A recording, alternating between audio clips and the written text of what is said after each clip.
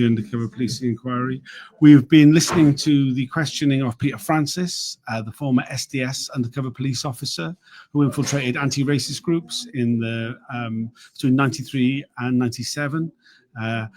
Unlike any of the other former undercover officers, he is the only undercover officer who has gone whistleblower. He went whistleblower back in 2010 and was part of the reason why the Undercover Policing Inquiry exists. I'm joined by Heather Mendick, who's been listening to the questioning that we've had so far this morning. What have you made of what we've heard? I think it's really interesting. I mean, his position is more complicated than anyone else's in the sense that lots of people have sympathy for him, but lots of people hate him, I think. And lots of people have both. Yeah. I think I have sympathy and I don't hate him, but there's things he says which are a problem in terms of how he represents activists. But the stuff he said today is all really compelling and really powerful because so thinking about from the break, it's been really concentrating on the racism in the police force and specifically how that related to the Stephen Lawrence inquiry. And we've had very clear evidence from him of racism from managers and all the way through the police force, and not just like racist terms, but actually really fundamentally racist ideas. And sometimes the racist terms like the M-word and stuff is, and using monkeys and things like that is the thing which shocks you. But actually it's the other stuff, the underlying stuff that's more important. The fact that they did not believe that black people had the capacity to organize a campaign, and therefore these family justice campaigns could only be fronts for far left. They could never be authentic. And the fact that black families were by default a problem, and therefore it was only, the idea was that the Lawrences were an exception, but Dwayne Brooks was there's really horrible stuff about Dwayne Brooks about, it should have been him who died, not Stephen. And if it had happened, there'd be no campaign. And it's just really shocking stuff. Really shocking. I mean, that particularly related to the comments of HN43, who was his manager, was also someone who he drove to work for 9 months. Yeah. So Peter Francis had a lot of one-to-one conversations with him. It was put to Peter Francis, was it because you were racist that he was willing to speak so openly in front of you? He said, well, I wouldn't consider myself as racist, but I certainly didn't dob him in or report what he'd said to other people, particularly Trevor Morris, the black undercover officer who he worked alongside and referred to as his best friend in the unit.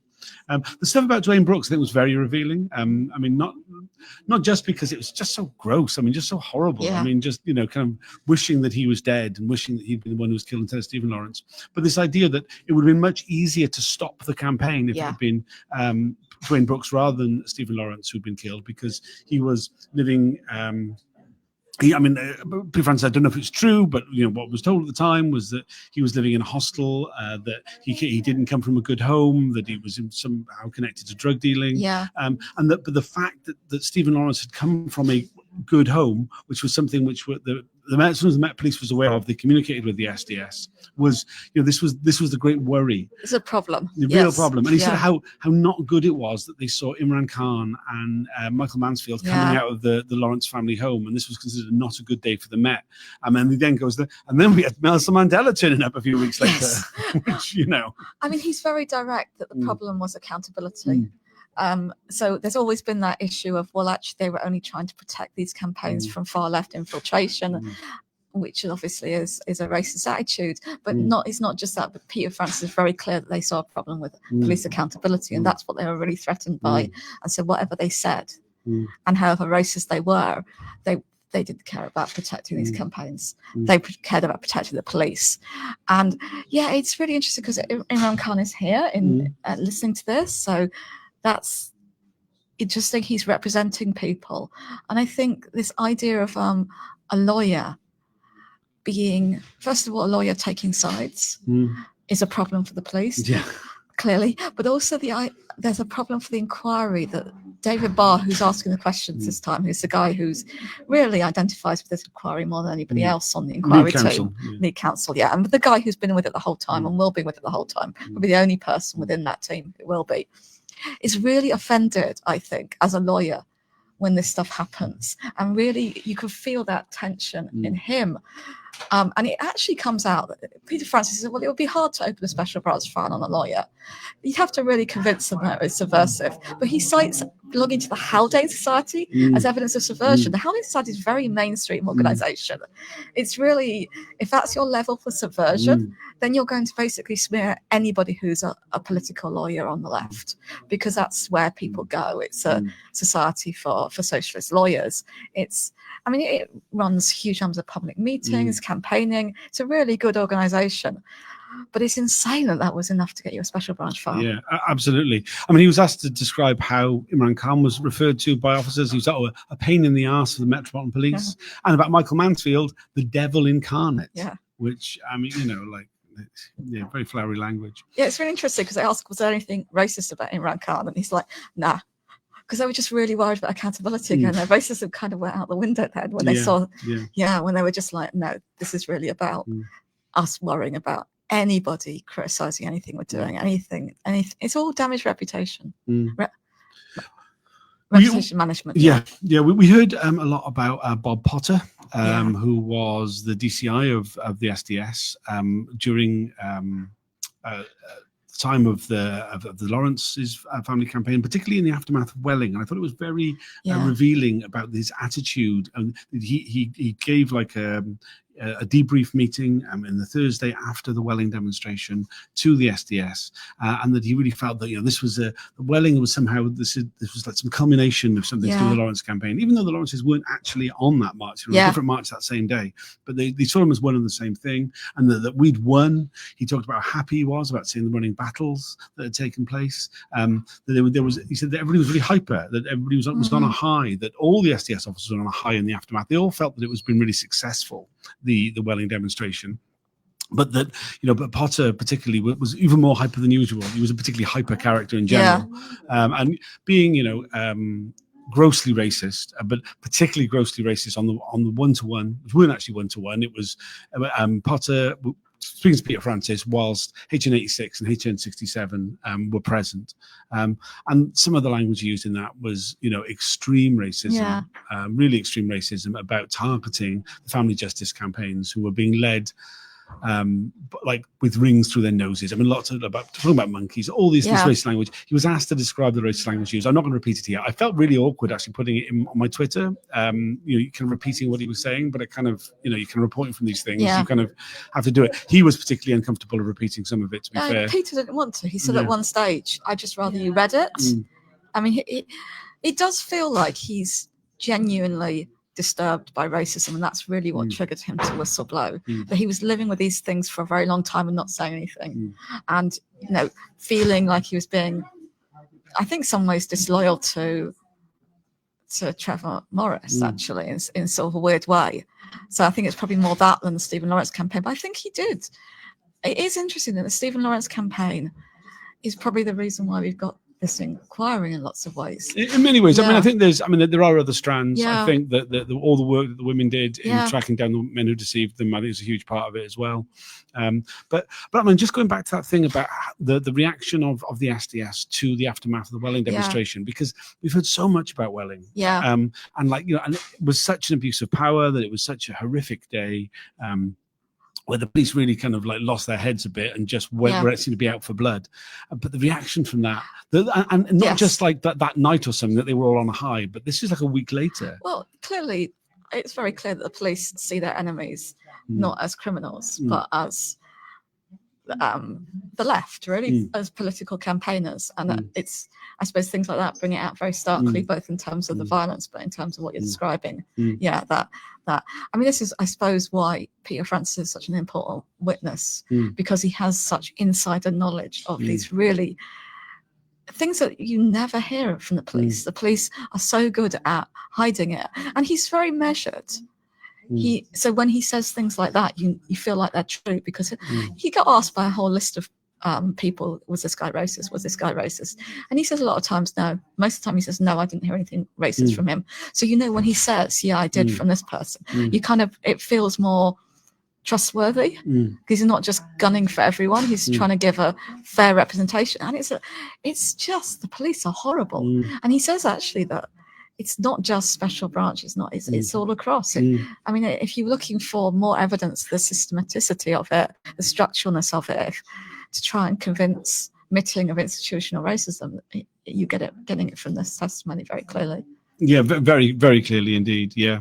I mean, there has been a number of breaches in the session this morning. I can't say about what they are, obviously, because they're subject to report restriction order. I normally say, oh, but they're nothing particularly interesting. That's actually not the case this time. They are incredibly interesting, but I literally can't talk about them. But I mean, it does reveal so much of how much of this inquiry takes place outside of these open hearings, and not just in those closed hearings, which we know about, but we don't get to hear what's said, but also the secret hearings that take place where we have no idea how many there are. We have no idea what's said in them. We have no idea who the witnesses are.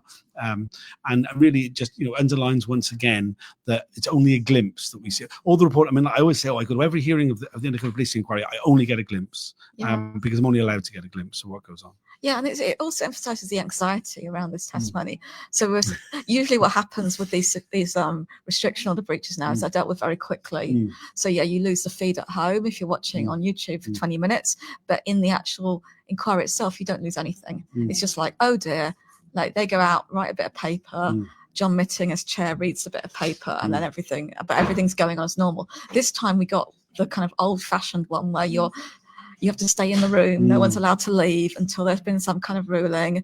John Mitting has to actually leave the room. Everything has to stop. And it feels like everyone is hypersensitive to what may or may not be said because of the threat to state power that Peter Francis, more even than any of the witnesses on our side of the activist represents. It's very dangerous for them to have someone who was on their side, who's now not on their side. Yeah, you really do see the fear around a whistleblower. I mean, just to give you an idea, like you say, when most of the time now, we kind of, the stenographers just carry on and the transcript is edited later. We saw all the inquiry lawyers gathering around the stenographers, like purging that particular section from the transcript in real time before we could carry on, before anything else could happen, which is not what we used to really during the hearings now. I think is a reason why you should come in for this if you can, because you don't get that sense of anxiety. So clearly communicated. You can't in YouTube. It's sort of, it all gets filtered out, and that the sort of feeling in the room. It's fascinating. Yeah.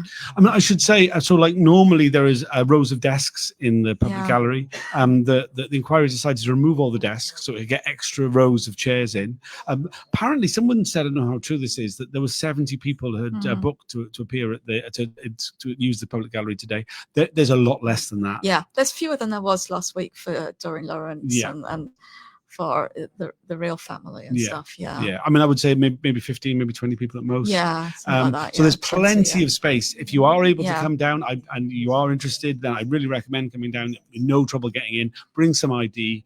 There's lots and lots of seats. You won't get a desk, I'm afraid. They're in short supply. I've managed to snag a desk. I tweeted at them to put the desks back because they always have to read the tweets to check there's nothing dodgy in. So it's the best way of communicating with the staff. It's just use a hashtag. So see what happens over lunch. I mean, maybe we'll get some desks back. I mean, hopefully they'll be back tomorrow at the very least, because it is it must be quite frustrating not having that. It's annoying not having charging point and not being able to use your laptop if you want to, but it's not the worst thing in the world, right? But it's annoying, Anyway, so I mean, we are only like very, very short way in. We're 1/8 of the way into Peter Francis's questioning. There's a lot to go. I mean, we haven't got anything really about his personal deployment. I mean, one thing actually quite interesting. He submitted into evidence a couple of things. One of which was Margaret Thatcher's appearance at the SDS the Special Branch Centenary Ball of 1983, which is before he became a Special Branch officer. It's a document he'd got from the Royal Archives in Kew. And within it, she mentions in her little very brief speech, saying how happy she is to be with Special Branch that day, about the fact that it was the anti-Vietnam War campaign that led to the infiltration of left-wing groups. And then just written in handwriting, it just says the SDS next to it. We don't have confirmation whether it was Margaret Thatcher's writing herself or not, but it suggests that there was a knowledge right up up to the Prime Minister about the SDS. And in fact, we have heard about how HN86 would talk about the fact that he had a direct line to the Home Secretary, that the Prime Minister was aware of what they were doing, that when he talked about the Lawrence, he would say, it's on their desk, it's on the Prime Minister's desk, it's on the Home Secretary's desk, and a real sort of sense that the information is flowing. And the handwriting was censored. Yes, handwriting was I think censored. that's very telling. Like, normally we see handwritten comments. This one, it was like they replaced it with the words SDS handwritten. So obviously it's someone very famous's handwriting. Yeah.